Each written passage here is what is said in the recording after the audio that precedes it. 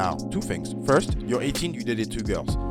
You didn't try enough. This is not you trying a lot. I'm not saying, oh my god, you're just like a fucking lazy piece of shit or whatever. I'm just saying, hey, maybe you literally didn't even have enough time on the fucking planet to try that much. You can't do anything about it. Hello everybody, welcome back to the Alphox channel. Today we're going to do the same concept we did yesterday, which is I'm going to look at 3 short posts and try to give the best advice possible that I can, at least, for these 3 people, 3 different posts. We're going to start with a dating advice for clear procedure. Can I read English? I can, guys, I can. Okay, clear procedure is telling us, why do I, female 21, stop liking someone back? Second, they catch feelings for me. Actually, clear procedure, that's very interesting. I'm reading a book right now called Adult Attachment Styles, which talks about 3 different attachment styles that we develop through our childhood. And one of them is avoidant attachment style, which I think literally from the title itself, what you get. So type of people that if a relationship becomes closer and more intimate, they push them away because of multiple reasons. Let me read your specific reasons. This has happened to me numerous times, but I will catch strong feelings for a guy. I enjoy flirting with them and teasing them. Eventually, they will ask me out on a date. I accept. The date goes well, and we continue talking afterwards. A few days later, they always confess something along the lines of having strong feelings and interest in me. I completely flip the switch, no longer attracted to them at all. I begin picking apart all their flaws and just thinking about the thing I dislike about them. Stupid, right? I know some of these people are amazing men who would treat me well, yet I am somehow repulsed the second they catch feelings for me. How do I stop this brutal cycle and accept love? Well, what's happening here is that, like, the fact that they get closer and closer to you, maybe you fear, and you can reply to me and tell me if I'm wrong or not, but maybe you fear the loss of independence. Maybe you have an ideal man in your head and they don't fit the criteria of the ideal man, and you have beliefs about, like, what men should do or what women should do. That's a theory. I don't know if that's actually how you feel. But usually, with all these attachment styles, we can, like, kind of predict how people are gonna move and what sets them off. It's not stupid, by the way, that you feel that way. Like, a lot of people feel that way. Actually, that's most people today develop an avoidant attachment style because we are told to focus on ourselves, and we're told to, like, make sure we love ourselves before we can love someone else, which is which basically tends to make us a little bit more avoidant, which means that we're scared of intimacy. So I feel like you may be scared of intimacy, and how to not be scared of intimacy anymore. Well, I guess what you could do, because I didn't get that part of the book yet, obviously. And even if I did, there's multiple ways for multiple people. Obviously, I don't really know enough about you to be able to, like, fucking diagnose you like that. But it's definitely not stupid. It's definitely not weird. And I think what you want to do in order to accept to catch feelings is to put yourself in more intimate positions whilst you're not liking it. It sounds really counterproductive, but if you find a guy and you're like, okay, he's attractive, all right, at least attractive enough, right? Maybe he's got, like, 4 abs instead of 6. Like, if you're like, I want a guy with a 6-pack, and this guy's got 4 abs, you know what I'm saying? Because he's gonna get the 6-pack like next year or something. Like, that's not really a genuine criticism to be like, okay, this guy's incompatible with me. And you want to look for people who are secure, people who are confident in themselves, and people who know are going to support you and be there for you emotionally. Like, don't settle for people who, like, ignore you or don't answer texts straight away, and then when they do answer, eventually they don't really explain why they weren't talking to you. They're just like, oh yeah, whatever, like, I was doing something, I was busy, and it feels like they weren't, because obviously people don't answer your text immediately all the time, and, like, it's like a how to call that, like, there's good reasons, right? They were stuck somewhere, they were talking to someone for a long time, whatever. And so, like, next time you have a guy that you actually like, so liking is like, you like is he's polite, he's respectful, he's got an interesting hobby, maybe a hobby that you've never heard of before, but still try to find interest in people. Don't be scared for your independence. And just remove that. If you do have an idea of, like, the perfect man, just remove that from your head. Boop, just take it out. Just goodbye. Goodbye. And you should be okay. You should be okay. I think what would help you also a lot would be either to go to therapy or just like share more about yourself so you can see other people's perspectives. But you're definitely not doomed. You're definitely not fucked. You're 21. You got so much fucking time, bro. Um, so yeah, I think you're good. And I think it happens a lot. Like people just it's a normal avoidant behavior. So don't be scared. You're not fucked, and nothing is wrong with your brain. Okay. All right. Let's go to the next one. Which is what am I doing wrong? Jazz like object 8684 is talking to us today. All right. Let's see what my boys got to say. I'm so genuinely confused about this, so I figured I'd ask. I, 18-year-old guy, have dated two girls and neither of them worked out. One of them was my first girlfriend who ended up cheating on me, and the other one had gone on probably 4 dates with me before she went out with her then ex. With her then ex. So then that was her ex. Okay. And so I stopped going out with her. They're dating again now. It's not like she stopped responding to me or anything. I got the classic, he's a friend, that I ghosted her, and that was that. What do you mean by that? So like she started talking to her ex again, and then she was like, "That's just my friend," and then you ghosted her because she's talking to a friend, or she was fucking him clearly, and she just lied by saying he is a friend. Then you ghosted her because it's like, did you have any proof that he wasn't just a friend? And if you did, obviously, I guess that's not what happened. If she didn't just say he's just a friend, and then you ghosted her. Like you had certain assumptions about what she was doing. It's either you had certain assumptions about what she was doing, and then you blocked her, or you already knew she was fucking him because someone told you, or she told you herself, and so you blocked her.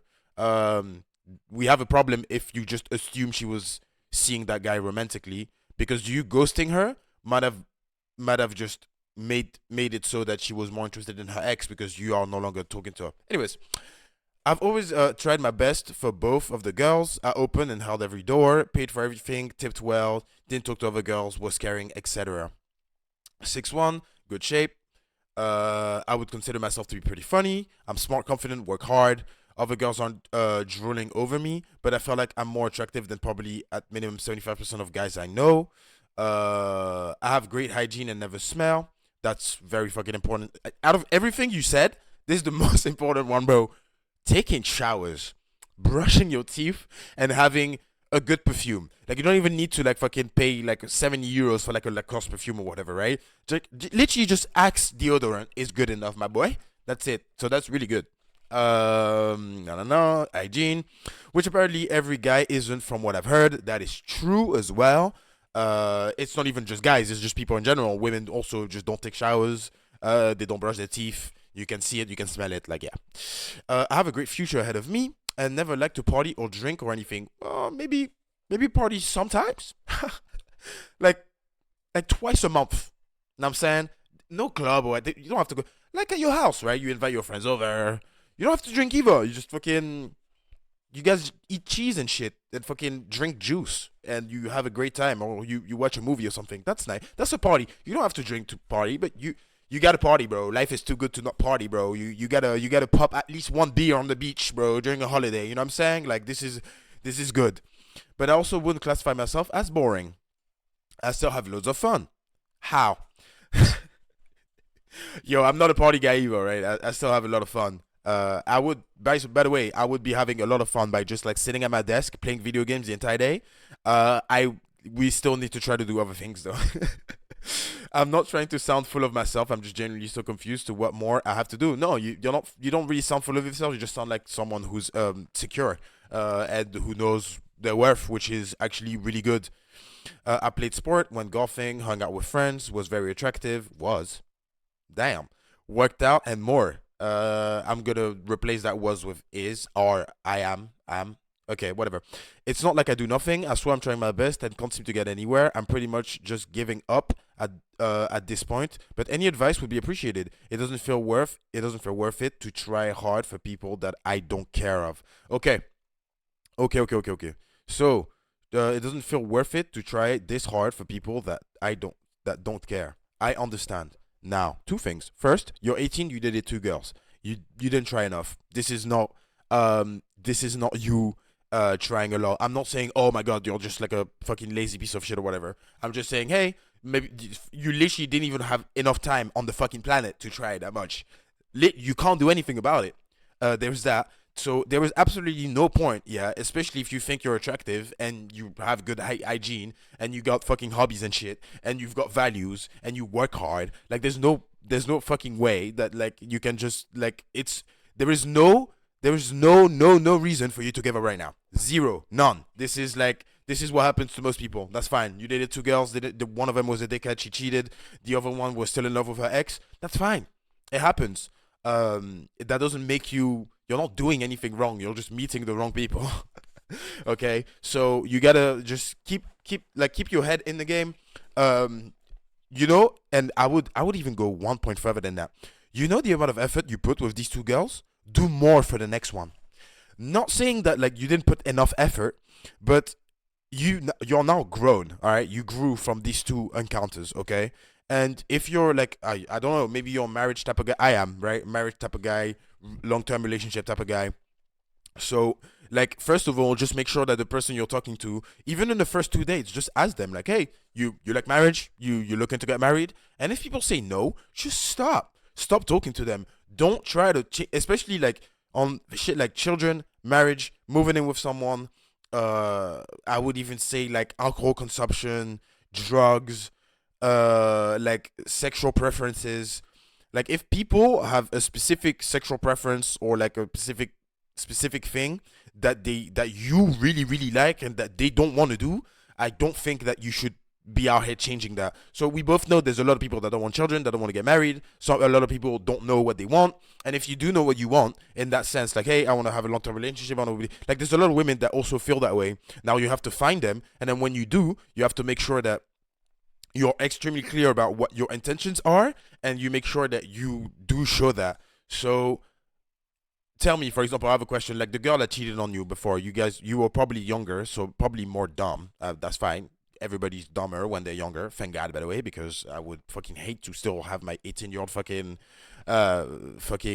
brain right now. But um, I think like when people cheat as well, you can always see it like before kind of the relationship because of like their levels of commitment, the way they talk to other people. If they really care about you, I feel like these things kind of show before the relationship happens.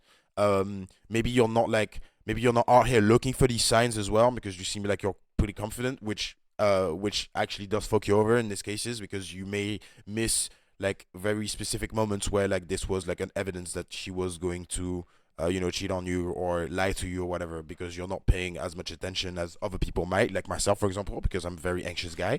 But there's things that you need to look for, right? Like you want to know that the level of commitment for someone is high, okay? And you can look at this with like their surroundings, right? So for example, let's say someone is like, yeah, I really want to be in a relationship with you and I really really want to be committed with you, but it's like they're not committed in any way shape or form to anything else apart from you. Like they don't have a job, they don't go to uni, they don't have a passion, they don't have this, they don't have that usually. And they are like tied to addictions and shit. Like usually these people are gonna have a harder time committing because they have a harder time committing to you in a loving relationship because they have a harder time committing to other things, right? So you play sports and you go to uni or you have a job, you probably want to look for people that also do things like that. Not necessarily in your own sport, but someone that's gonna be committed to something else apart from their own relationship is more likely to commit to something else. You know, like a relationship. You know what I'm saying? So you're not fucked at all. And I don't think you're doing anything wrong, bro. You're chilling. You're chilling. So I hope that advice helped. Thank you for sharing your story. I didn't say that to the previous one as well. Thank you for sharing your story, guys. And I hope that helps. And I think we can go on to the next one right now. All right, let's go. So this one, bro, the family stuff just hits me differently, bro. And I'm actually very not excited, but I'm happy that we can have like these type of conversations now as well. I feel like a lot of people struggle with their families, and every single case is different. We're gonna look at this one today and try and help our friend. Successful Cow 8713. Let's fucking go. So when I was young, my brother did CSA to me. I do not know what that means. All right, okay, I wasn't able to find what it means. All right, my brother did CSA to me. After 20 years and countless misery, including self harm, I'm finally taking therapy for it. This is probably a form of abuse, bro. I'm gonna assume it's a form of abuse.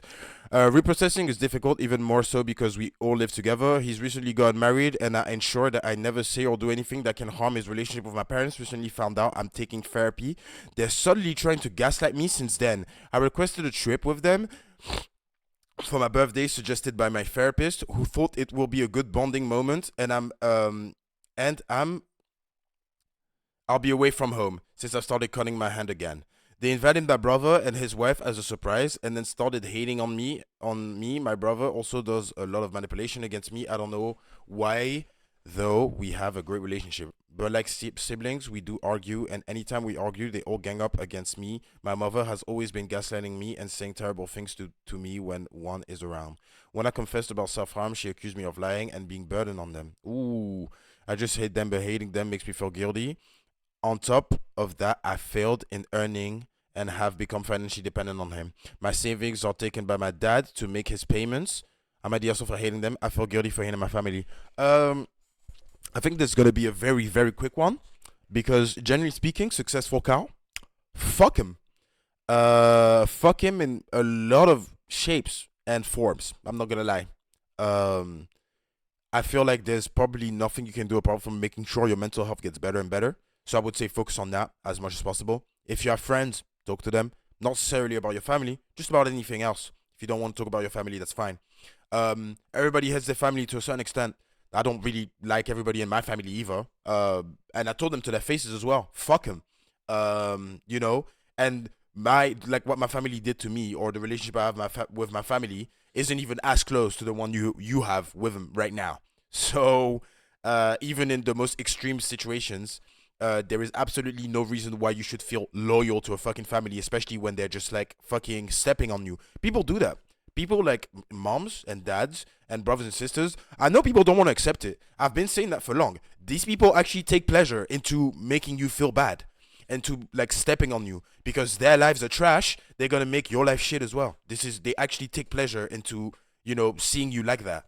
So it's really unfortunate when you're in a situation like that. There's not much you can do apart from like try to defend yourself as much as possible. But your first line of defense is your mental health. Your second line of defense is going to be your friends and people who actually care about you. And your third line of defense is going to be your actions, what you're going to do. You're going to get out. You're going to get the fuck out of that house. You're going to become financially dependent again. That's going to take very long. So you need to make sure you have like friend support, that your therapy supports you as well. Um, I don't know if you can get any help from the government because of that. If you can prove that they're actually mentally abusing you, because there's no way we can, like, this is mental abuse. There's no way we can go around that. There's no way around it. So I don't know if you can get help from the government. So maybe you should look that up as well. I don't know where you're from. So, like, every government is different. Um, and that should be that should be enough. Like, yeah, don't feel guilty. Fuck them. You have extremely good reasons not to like them. I don't know what the fuck CSA means. I feel like there's some abuse shit. Because I saw it's like fucking security or whatever. So I don't think that you're in the wrong at all right now. You gotta leave. The fucking comment under it says you gotta leave.